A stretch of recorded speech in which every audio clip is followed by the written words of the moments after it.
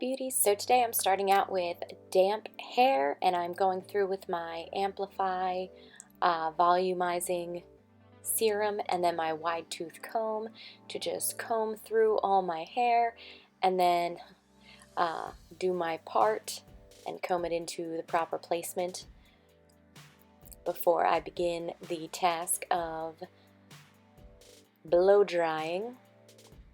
So I'm using my, and I'll leave a link for my hairdryer below.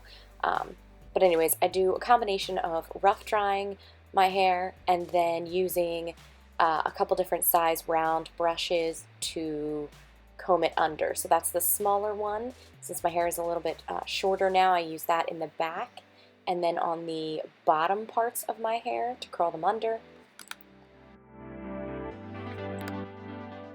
Okay, so again, I'm just focusing on the bottom parts of my hair where the hair is shorter using the smaller brush, and I will link everything below if I can't find the exact thing, then something close.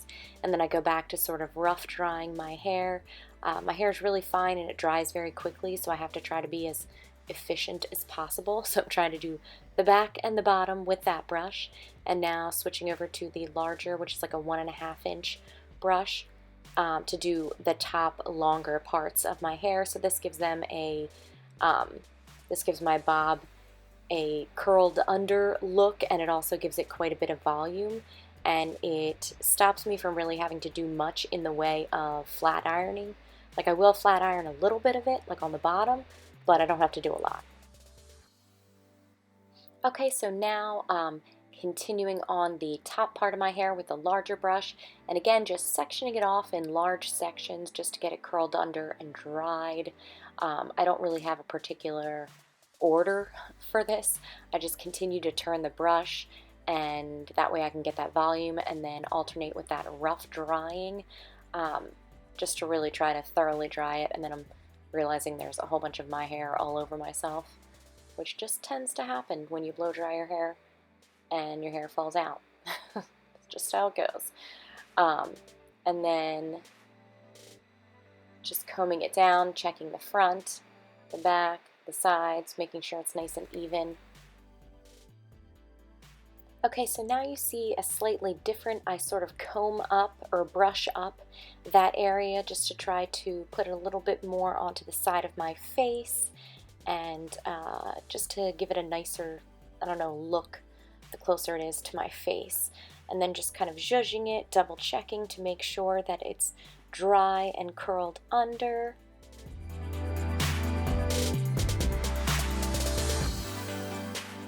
Okay, so now I'm going in with my flat iron.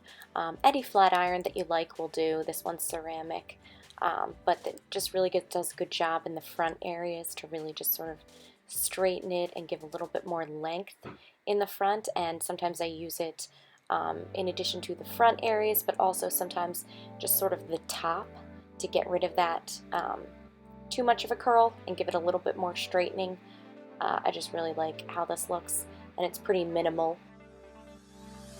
Okay, so then with my texturizing products, I start off with the Batiste dry shampoo. This one is in dark brown, so it doesn't show up white. But either one totally works. And then this is the Not Your Mother's Double Take Dry Finish Texture Spray. I'm having trouble with that particular nozzle, but I use it the same way. I put it at the roots, and I just sort of do it the same way I do with the dry shampoo. Once I get it all sprayed and I feel like it's pretty even around the top of my head, then I actually just let it sit and I do the rest of my makeup. And then when my makeup is pretty much done, I sort of comb through it with my fingers and kind of zhuzh it and mix it up to give it a little bit more texture. And then this is my pretty much everyday hair look. It gives me a lot more volume and texture to my hair, but it's still very movable and cute, and I think it's pretty easy. So there it is. And here's a silly picture, and here's what it looks like from the side. So thank you guys so much for watching.